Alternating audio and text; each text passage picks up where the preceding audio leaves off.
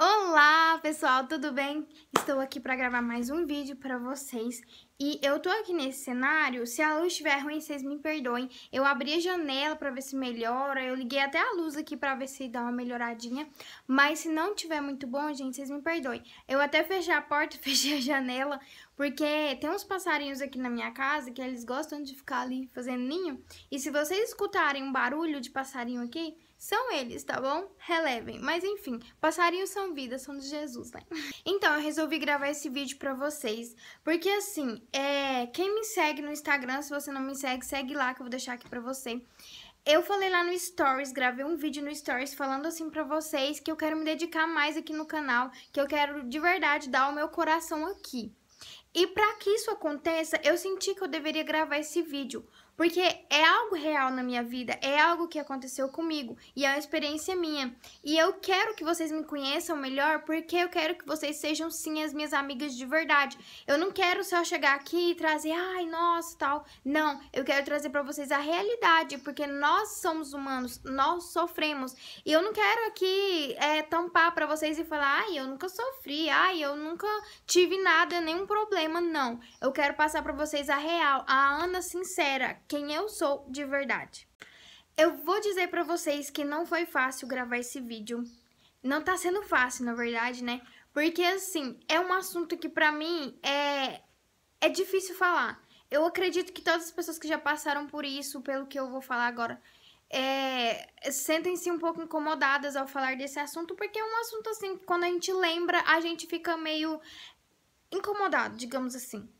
Mas como eu disse, eu queria falar pra vocês, né, o que eu passei na minha vida, como eu cresci, e eu vou falar aqui pra vocês a minha experiência, tá bom? Então, eu cresci em um lar cristão, desde quando eu nasci num lar cristão. Meus pais eram cristãos, meus avós e a grande maioria da minha família, dos meus tios, eram cristãos. Então, eu sempre ia na igreja, todo domingo, meio de semana, a gente sempre estava na igreja. E a cidade onde eu fui nascida e crescida foi uma cidade bem pequenininha, na verdade é um povoado, sabe? Tinha em média de 400, 500 habitantes no máximo. Mas era um lugar onde eu amava, onde eu ainda amo de coração. E eu tenho orgulho de falar isso, porque foi lá onde eu tive a minha essência que eu tenho hoje. Se eu sou a Ana que eu sou hoje, é porque eu fui ensinada lá, os meus princípios foram lá. Eu fiquei lá até os 17 anos de idade. Com 17 anos, na verdade eu ia fazer 17, algo assim. Eu mudei aqui para São Luís, que é o lugar onde eu moro hoje. Eu cresci como qualquer outra criança e tudo mais. E quando eu fui chegando à idade de mais ou menos uns 8 a 9 anos, eu percebi que eu não era como as outras crianças. Por quê? As outras crianças estavam crescendo normalmente, mas eu não. Eu sempre era a mais baixinha da turma. E até hoje, na faculdade, no 10º período, eu ainda sou a aluna mais baixinha da turma, ou se não dizer, da faculdade. Eu sempre fui mais pequena. E o que acontece? Você já deve imaginar que isso teve algum problema causado, né? Para muitas pessoas isso é normal, ser baixinho e tudo mais. Só porque em alguns casos a pessoa sofre bullying e acontece 1 milhão de coisas. Foi no meu caso que aconteceu. Eu não sei dizer se realmente é bullying o que eu passei ou o que é, mas eu tô expondo aqui pra vocês a minha experiência. Quando eu tinha mais ou menos uns 9 anos de idade, eu já tava fazendo a 5ª série, o 5º ano, 5ª série, o que vocês quiserem dizer. E aí, eu já tava assim, meio incomodada, por quê? Eu sempre era mais baixinha. Eu via as meninas, nossa, eu achava elas tão lindas, e elas grandes, assim, maior que eu, e umas meninas bonitas, sabe? E eu comecei a me incomodar e falar, gente, será que eu não vou crescer? Será que eu vou ficar desse tamanho pra sempre? Eu não tô entendendo, sabe? Isso começou a mexer com o meu psicológico. E não bastando, tinha alguns caros colegas no meu colégio, na época, que gostavam de me zoar, não sei porquê. Na verdade, é porque eu me incomodava. E aí, quanto mais incomodado você fica, mais as pessoas querem mexer com a sua ferida. Então, né, foi isso que aconteceu. começaram a pegar no meu pé, me chamavam de vários apelidos de possíveis relacionado à pessoinha baixa, mas foram apelidos que vocês já são acostumados, sabe? Apelidos relacionado à pessoa baixa. Ah, você é baixinha. Ai, nanica. Ai, anã. Ah, não sei o que. Beleza. Isso começou a mexer comigo até então. E eu comecei a criar na minha cabeça que eu não ia crescer mais, que eu ia ficar daquele jeito, que eu ia ficar feia. Pra mim, eu era feia e beleza. Um belo dia, minha mãe viu a situação que eu tava e falou: o que tá acontecendo? Me conta. Eu falei: olha, mãe, eu não sei o que tá acontecendo comigo e eu não tô crescendo e eu não quero mais ficar desse jeito. Enfim, eu desabafei pra minha mãe. Minha mãe falou assim: olha, você não pode ficar assim, você tem que ficar tranquila, as coisas não são desse jeito, você não pode dar moral pra esse tipo de conversa, pra esse tipo de coisa. Beleza, ela conversou, tá. Só que é difícil pra uma menina de 9, 10 anos colocar isso na cabeça, gente. Não pense que é simples você chegar numa pessoa e falar: nossa, vai ficar tudo bem. Calma, não é assim. A pessoa é criança, ela não vai entender o contexto das coisas. Passou o tempo e tudo mais, eu comecei a criar certos medos que eu nem sabia que eu tinha. Eu tinha medo do escuro, eu não dormia de luz apagada de jeito nenhum. Se eu fosse dormir, eu tinha que ter pelo menos uma claridade lá pra mim, sei lá, ter noção. Eu não conseguia dormir no escuro. Começou daí já. E eu comecei a criar paranoias na minha cabeça de coisas que não existiam e isso começou a tomar conta de mim. E a minha mãe, graças a Deus, me ajudou muito nisso. Mas quando eu tava em uma certa idade de 10, quase 13 anos, eu já tava num ponto que minha mãe já tava ficando desesperada. Por quê? Eu não conseguia comer direito. Eu ia comer, a comida não descia na minha boca, simplesmente. Eu não sei o que estava acontecendo comigo. Eu ia dormir, eu não conseguia pregar os olhos, porque a minha mente não parava. Era um turbilhão de pensamentos que eu não conseguia controlar. E a minha mãe dizia: para de pensar. E eu falava: mas como eu vou parar de pensar? Eu não consigo parar de pensar simplesmente. Isso começou a me machucar de uma forma que eu já não sabia mais como fazer. Eu perdi o controle da situação. A minha mãe ficou desesperada, lógico, e ela falou assim: olha, vamos, sei lá, num médico, porque não tem lógica você ficar assim. Como eu ainda era criança, ela me levou no pediatra. Chegando lá, ele falou: nossa, mas que olheiras são essas? Meu Deus, você não tá dormindo, não? E minha mãe foi explicar pra ele o que tava acontecendo, que eu tava muito nervosa e que eu não dormia direito e nem comia. Beleza, ele só conversou lá e simplesmente chegou e falou assim: olha, talvez ela esteja com vermes, porque vermes faz você ficar nervosa, faz você ficar ansiosa. Eu vou medicar um remédio aqui, se por acaso não resolver, você traz ela de novo. E também eu vou medicar esse aqui, que ele é de tarja preta. Se caso ela não conseguir dormir, você dá esse remédio pra ela. Ele era de tarja preta, presta atenção, gente, eu era criança. Beleza. Quando a minha mãe chegou lá em casa, ela falou assim: senta aqui que eu vou conversar com você. Sentei, nós conversamos e ela falou assim: olha, eu não vou te dar esse remédio de tarja preta. Eu não aceito você ter esse tipo de coisa. A gente vai entrar em uma campanha de oração, a gente vai orar, mas isso não vai ficar em você. Você não vai ter isso, porque eu não aceito. Você é muito nova para ficar tomando remédio assim. Não tem condição. E minha mãe conversou muito comigo, eu dou graças a Deus que minha mãe me apoiava o tempo todo. Ela me abraçava quando eu precisava, ela conversava comigo. Ela era a melhor pessoa do mundo. Ela ainda é a melhor pessoa do mundo. Então minha mãe resolveu orar comigo. A gente todo dia à noite ia pra minha cama, a gente ajoelhava, ela orava, me ensinava a orar. E ela pegava a Bíblia e sempre lia o Salmo 91 para mim. O Salmo 91 para mim é um salmo muito especial, que ele me acompanha desde essa época que eu sofri muito.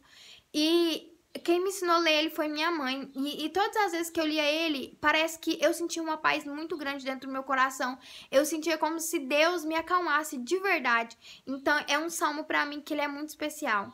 E sempre quando eu ia dormir, minha mãe me ensinava a colocar a Bíblia do meu lado para que eu possa dormir tranquilamente. E assim eu fiz. Eu sempre, toda noite eu orava, pedia a Deus, buscava Ele e colocava a Bíblia, li o Salmo 91. Eu até decorei o Salmo, gente. Colocava a Bíblia e ia dormir tranquilamente. Passou-se o tempo, essas coisas que eu sentia, acabou, sumiu, assim, sabe? Eu tinha alguns medos, algumas coisas que não passavam, mas a crise, aquela crise de ansiedade, de nervoso, já tinha passado. Na minha cabeça, isso não ia acontecer mais comigo e eu ia ficar tudo bem, beleza.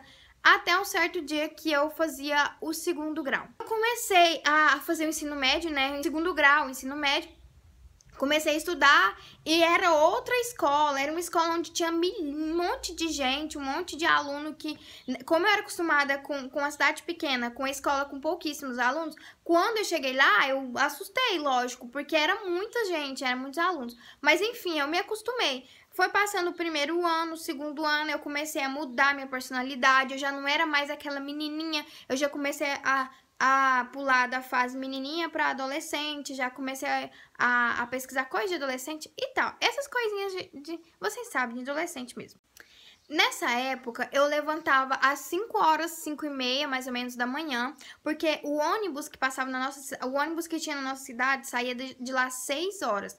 Então, eu tinha que, na verdade, eu saía às 5 e meia, eu tinha que levantar às 5 horas, estar pronta até 5 e meia para poder pegar o ônibus para sair. Então, assim, era bem longe, era cansativo, mas enfim.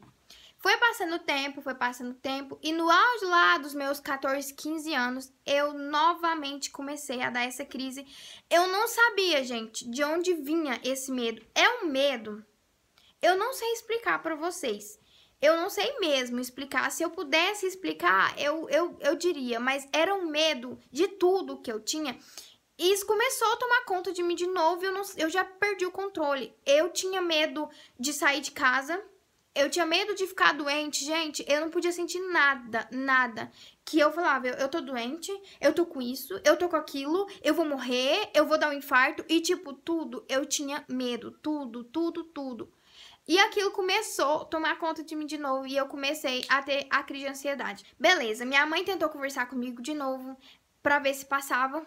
E nada de passar, nada de passar. Eu fiquei, gente, muito tempo nessa época. Eu acho que eu fiquei um ano e pouco nessa coisa, assim, de medo, sabe? Só que eu não demonstrava isso pras pessoas. Eu disfarçava. Sabe quando você sorri pras pessoas, mas por dentro você quer chorar? Você quer, sei lá, expressar o que você tá sentindo, que tá doendo. Só que você não sabe o porquê que você tá sentindo aquilo. Era isso que eu sentia. Eu ia explicar pra minha mãe, eu não sabia nem o que dizer. Por que eu tinha medo? Eu não sabia por que eu tinha tanto medo assim. E aí a minha mãe conversava comigo, a gente orava de novo, e eu começava a orar, e eu orei, e sempre me aliviava. Orar, falar com Deus sempre era algo que me aliviava. Passou esse tempo e acabou, sabe? Eu aprendi a lidar com os meus medos, eu aprendi a lidar com o meu nervosismo, fui aprendendo a lidar com a situação. E enfim... Daí, antes de eu fazer 17 anos, no mesmo ano que eu ia fazer 17 anos, a gente resolveu mudar para outra cidade, porque no ano seguinte, em 2014, eu já iria começar a fazer faculdade. Em 2013, acho que no mês de maio, por aí, eu não lembro, março, mais ou menos aí, quase chegando no mês de junho, a gente resolve mudar para a cidade perto de onde eu morava. A gente mudou e foi uma reviravolta, porque a gente sempre morou lá nessa cidade, desde os meus 16 anos a gente morou lá. E aí a gente resolve mudar, então foi um baque pra todo mundo, né? Todo mundo ficou, minha família ficou, nossa, né, e tal. Os meus avós que moravam lá na cidade também ficaram bem sentidos e tudo mais, e a gente também. Mas era necessário mudar, porque eu já ia começar a fazer faculdade e tudo mais. Esse ano foi um ano mais difícil que eu passei. O ano de 2013 para mim foi um ano marcante, um ano muito difícil.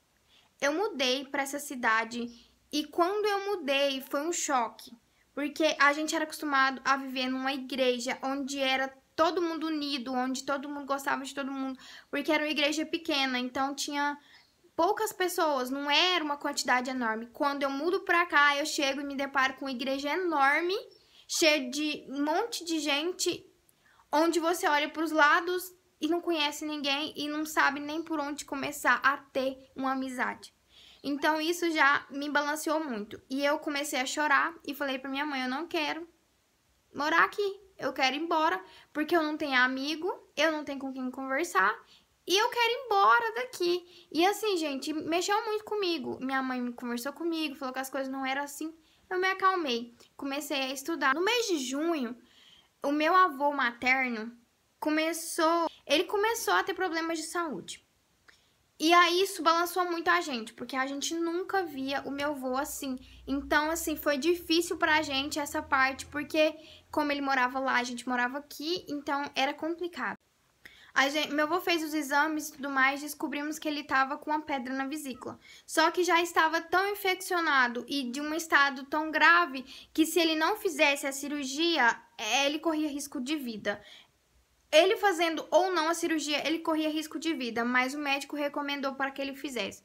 Ele já foi para Goiânia, a família ficou toda apreensiva que a gente passou por um momento bastante difícil e ele fez a cirurgia. No dia seguinte, eles ligaram e falaram que estava tudo bem, que a cirurgia ocorreu bem, só que agora era a parte da recuperação. E a parte da recuperação é a parte dolorosa, é a parte difícil, porque a pessoa tem que ficar na UTI até se recuperar e ir pro quarto. Tudo bem. A gente ficou nesse tempo orando absolutamente todos os dias, orando pela vida dele. O meu avô, pra mim, era um pai. É um pai, assim, que... Sabe, é um pai mesmo que eu tinha, o segundo pai.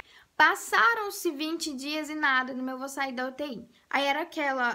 toda vez que alguém ligava, você ficava apreensivo, sabe? Tipo, alô, ele tá bem? Não, hoje ele não tá bem. Hoje ele tá no estado um pouco mais grave. Hoje ele... Aí, enfim... as ligações que a gente recebia, a gente ficava muito apreensivo. Aí, um certo dia, a minha mãe falou assim, olha, eu vou visitar o seu avô. Você quer ir comigo? Eu nunca tinha pisado dentro de uma UTI, gente. Eu tenho pavor de hospital, pavor. Mas eu nunca tinha pisado e eu falei, gente, eu vou porque é meu avô e eu amo ele e eu quero ver ele. E eu fui. Gente do céu, que experiência. Eu nunca vou esquecer aquela experiência que eu tive dentro da UTI. É uma experiência de ver aquelas pessoas, sabe? Naquela situação. Faz você pensar tanta coisa na sua vida. Faz você agradecer, sabe? É uma situação complicada, porque você vê uma pessoa que você tanto ama numa situação daquela. Nem conversar ele conseguia conversar e... Desculpa, gente. Desculpa mesmo, é porque, assim, é complicado falar disso pra mim, porque realmente eu amava e tinha um apego muito grande por ele, e ver ele naquela situação pra mim foi a pior coisa do mundo. Eu saí de lá arrasada, eu saí de lá triste, eu cantei pra ele dentro da UTI, eu cantei pra ele lá dentro do hospital, mas, assim, eu saí de lá com meu coração sangrando, sabe, sabe, por mim eu podia estar lá no lugar dele, eu só não queria ver ele naquela situação. E foi passando o tempo e a gente naquela angústia, a gente já não aguentava mais ver ele naquela situação. E um belo dia, passaram-se 45 dias, meu avô na UTI. E chegando aos 45 dias, ele não suportou mais. Infelizmente, ele veio a falecer. E foi uma dor tão grande, gente, tão grande que eu não sei explicar pra vocês. Eu nunca tinha perdido ninguém tão próximo da minha família. Eu nunca tinha perdido um avô. Eu nunca tinha perdido ninguém. Então, assim, perder alguém que era tão importante pra mim foi algo muito doloroso. Eu nunca tinha sofrido uma dor. E pra mim, aquilo foi um choque, sabe? Foi uma coisa... Enfim, gente... Passou esse tempo e a minha avó materna veio pra cá, pra nossa cidade, ela veio mudar pra cá. Só que ela não conseguia ficar sozinha, então, assim, durante 9 meses, a minha avó dormia do meu lado, na minha cama, ela dividia a cama comigo, durante 9 meses ela dividiu. Ela não conseguia dormir sozinha em casa, então, eu dormia com ela na minha cama, e enfim... E nesse determinado tempo, eu sempre conversava com a minha mãe, porque minha mãe ficou muito abalada, muito, gente. Eu fiquei com medo de minha mãe entrar em estado depressivo, porque o jeito que ela tava, eu já não tava aguentando mais, eu tava desesperada, eu já não sabia mais o que fazer. E pra ajudar ela, mas a minha avó, eu não chorava perto delas, eu ficava forte. E eu era forte, eu tava forte perto delas, porque eu não queria ver eles chorar. Mas só Deus sabia que à noite eu chorava sozinha. Eu chorava de saudade do meu avô. Eu chorava porque doía muito ver eles naquela situação, sabe? Saber que eu orei tanto tempo, mas enfim, foi a vontade de Deus e eu não vou questionar e nem quero questionar. Passou o ano de 2013, entrou no ano de 2014, foi o ano que eu comecei a fazer a faculdade e eu comecei a trabalhar para valer mesmo, a trabalhar. E eu entrei em uma loja, trabalhei durante 8 meses nessa loja e no ano de 2014 foi outro choque para mim, gente. Eu comecei a ter a crise novamente e eu não entendi o porquê que estava acontecendo aquilo comigo. Dessa vez, foi uma crise tão forte que eu dei de nervoso que eu pensei que eu não ia aguentar, que realmente eu não suportaria mais. Eu dei uma crise tão forte, gente, que um dia eu cheguei da faculdade, que eu estudo à noite. Eu cheguei da faculdade e quando eu cheguei, eu corri pra dentro de casa e chorei tanto. E minha mãe veio e me abraçou e falou: o que tá acontecendo? Me fala. Gente, eu não conseguia falar nada. Eu só chorava. E durante muitos meses eu fiquei sem comer direito, sem dormir direito. As minhas olheiras estavam gritando, sabe? E eu naquela situação, eu ajoelhava e falava: Deus, só tira isso de mim. Eu não suporto mais. Eu lembro até hoje, gente. Isso dói de uma maneira. E assim, eu chorava e falava: Deus, por que eu? Por que eu tenho que passar por isso? E por que isso não acaba nunca, sabe? E eu chorava e pedia para Deus passar aquilo de mim, porque eu já não tava suportando mais. E eu não conseguia comer. Eu ia trabalhar, eu não trabalhava direito, meus pensamentos estavam tão avoados que eu não conseguia pensar em mais nada, eu não conseguia trabalhar. Era uma angústia que eu só queria arrancar do meu peito. Eu tinha medo, gente, de tudo. Eu não podia dormir com a luz apagada, eu tinha medo de ficar doente, eu tinha medo de perder a minha mãe, de perder minha avó, de perder todo mundo, eu tinha medo. E eu comecei a perceber que isso era reflexo do que eu tinha passado naquele ano de 2013. No ano de 2013, eu tive que ser forte para minha família, eu tive que ser forte para minha mãe, para minha avó, para que elas não sentissem que eu estava fraca, porque eu queria ajudar elas. E por eu ter sido tão forte, não ter chorado tanto, aquilo me causou consequências no ano seguinte. Porque aí eu comecei a sentir na pele, eu comecei a realmente sentir aquelas emoções que eu não tinha sentido, eu comecei a sentir todas de uma vez. E eu descobri que tudo isso que eu tinha passado era uma crise de pânico, através de um vídeo da Manu Escotar, que é uma blogueira também, que passou por isso que eu passei, por essa crise de ansiedade de não saber o que fazer.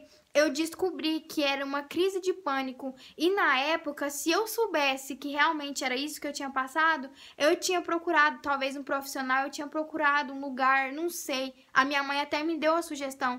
Pra mim, quem ir psicólogo é só quem tava ruim da cabeça e isso não existe. Você vai no psicólogo é pra conversar, é pra tirar dúvida. Tem muitas pessoas que fazem, sabe, sessões de com psicólogo. Isso é bom pra sua mente. Não pense você que só porque você é crente, você não tem problemas. Você sendo crente ou não, você vai ter problemas. A diferença é que quando você serve a um Deus verdadeiro, ele vai estar com você o tempo todo. A dor é menor. Por mais que doa, por mais que estava doendo naquela época na minha vida, eu sentia Deus comigo o tempo todo. Deus estava me carregando no colo. Quando eu falava para Deus, Deus, eu não consigo mais andar sozinha, eu não consigo mais me levantar. Ele me levava no colo. Eu sentia como se ele estivesse me abraçando, gente, de uma maneira tão especial. E eu sei que se não fosse Ele na minha vida, se não fosse Deus para me ajudar e me sustentar, hoje eu não estaria aqui para contar para vocês o que eu passei. Hoje eu não estaria aqui para dizer para vocês que eu venci a síndrome do pânico, eu venci a maldita depressão, porque eu falo que ela é maldita, porque isso é algo muito ruim, é um sentimento que a gente não consegue explicar, é uma doença que, infelizmente, muitas pessoas estão morrendo por causa dela, mas eu digo pra você, se você tá passando por algo parecido com esse, se você tá sofrendo essa crise de ansiedade, se você tá depressivo e não sabe mais o que fazer, uma coisa eu te digo, diga pra Deus tudo o que você tá sentindo, expressa pra Ele, chora pra Ele, conta pra Ele o seu sentimento, expõe pra Ele as suas ansiedades, os seus medos. Eu tenho certeza absoluta que Ele vai cuidar do seu coração, assim como Ele cuidou do meu. Deus ama cada um dos seus filhos e Ele quer ver seus filhos todos sorrindo, alegres, felizes, independente de qualquer situação. Confia em Deus, assim como eu confio nele. Hoje eu posso dizer para vocês que eu sou livre, que Jesus me libertou disso tudo que eu sentia e hoje eu sou muito mais feliz, porque Deus estava todo o tempo ao meu lado, a minha família e principalmente porque Deus nunca me deixou e até hoje eu agradeço a Deus e serei sempre eternamente grata a Ele por tudo que Ele fez por mim. Então é isso, gente. Eu espero muito mesmo que vocês tenham gostado desse vídeo. Foi um vídeo um pouquinho mais longo, mas eu tinha que contar para vocês um pouco da minha experiência de vida, do que eu passei, porque eu quero que vocês conheçam a Ana verdadeira, as minhas histórias, porque se eu sou quem eu sou hoje, é porque eu tive experiências, e essas experiências, por mais duras que fossem, hoje me ensinaram muitas coisas, e é por isso que eu estou aqui falando com vocês. Vocês vão vencer também, eu tenho certeza disso, que vocês vão vencer sim. Só confiar em Deus. Um grande beijo para vocês e fiquem com Deus, tá bom? Tchau!